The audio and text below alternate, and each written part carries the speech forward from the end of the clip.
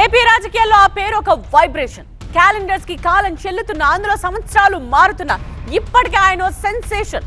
ఒక జాతి కోసం అసూలు బాసిన నాయకుడిగా చరిత్రలో చిరస్థాయిగా తన పేరు లిఖించుకున్న ఆయన నేటి తరంలో కూడా ఎందరికో ఆదర్శం అంటే అతిశక్తి కాదు. మరి అలాంటి పొలిటికల్ టైకూన్ వారసత్వం అంటే ఎలా ఉండాలి? అడుగేస్తే ప్రపంచనం అవ్వాలి. మరి ఇప్పుడు జరుగుతున్నదేంటి? ఇప్పుడు ఇదే అంశం రాష్ట్ర రాజకీయాల్లో మరోసారి అగ్గిరాజేస్తోంది. ఇంతకీ ఎవరా పొలిటికల్ సెన్సేషన్? ఏంటా కథ?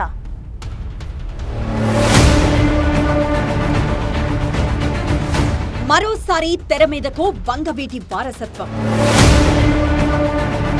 వారసులొస్తున్నారు సరే, ఆ వేడి ఎక్కడా? కుమార్తె ఆశా కిరణ్ ఎంట్రీతో కొత్త చర్చ.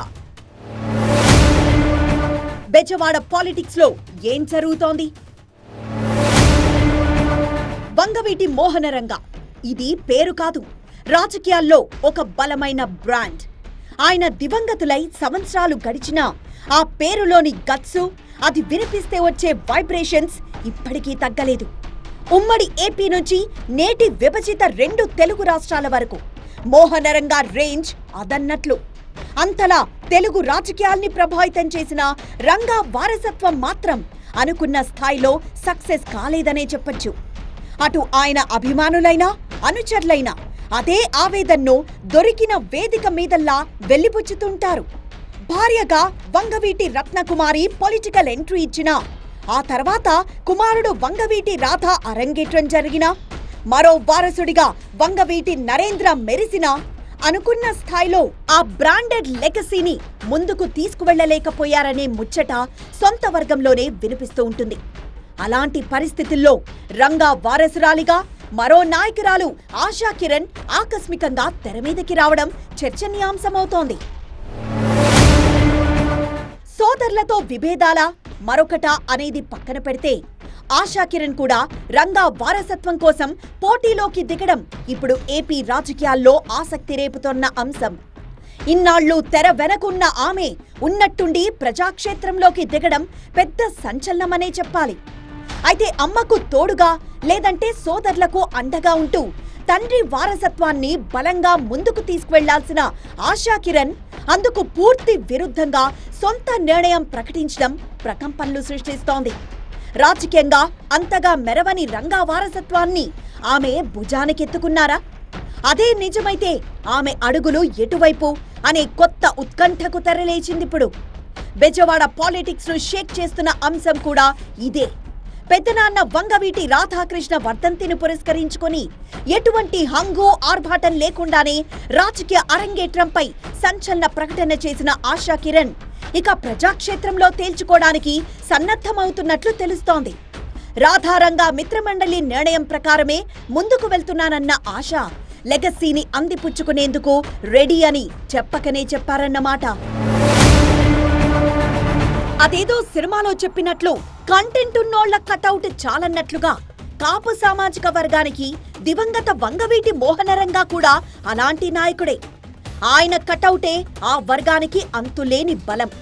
అలాంటి రాజకీయ వారసత్వం అనుకున్నంత బలంగా ముందుకు సాగకపోవడం ఇప్పటికీ ఆ వర్గాన్ని లోలోపల దహించి వేస్తోందనేది పచ్చి నిజం.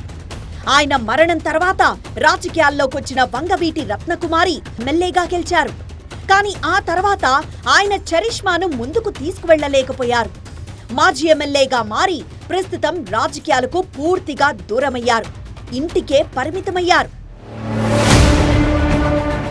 రంగా వారసుడిగా రాజకీయాల్లోకి దూసుకొచ్చి సెన్సేషన్ క్రియేట్ చేసిన వంగవీటి రాధా సైతం ఆ లెగసీని అనుకున్నంతగా ముందుకు తీసుకువెళ్లలేకపోతున్నారనే చెప్పాలి.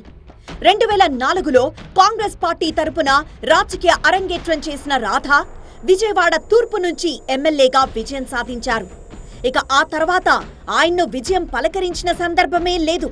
రంగా చరిష్మాతో ఆయన మెరుస్తున్నారు తప్ప ఆ స్థాయిలో రాజకీయ పట్టు మాత్రం సాధించలేకపోతున్నారు. పార్టీలు మారుతూ స్వయంకృతాపరాధంతో పలుచనయ్యారనే అభిప్రాయం సొంత వర్గంలోనే ఉంది. 2008లో ప్రజారాజ్యంలో చేరి 2009లో ఓటమి మూటగట్టుకున్నారు. 2014లో వైసీపీలో చేరిన రాధ 2019లో టికెట్ దక్కకపోవడంతో టీడీపీకి దగ్గరయ్యారు. ఆ తర్వాత మళ్లీ వైసీపీకి చేరువైన 2023 నాటికి మళ్లీ టీడీపీ గూటికే చేరాల్సొచ్చింది. అయితే ఆయనకు టికెట్ దక్కకపోయినా కూటమి అభ్యర్థుల తరపునే ప్రచారం చేయాల్సొచ్చింది. అయితే కూటమి అధికారంలోకొచ్చినా రాధాకు సరైన గుర్తింపు దక్కడం లేదని రంగా అభిమానుల్లోనూ కాపు సామాజిక వర్గంలోనూ ఒకంత అసంతృప్తుంది. పదవి కోసం ఎదురు చూడాల్సిన పరిస్థితి రంగా వారసుడిది. దీంతో ఆయన ప్రస్తుతం టీడీపీలో ఉన్నారా లేరా అన్నట్లుగానే వ్యవహరిస్తున్నారట.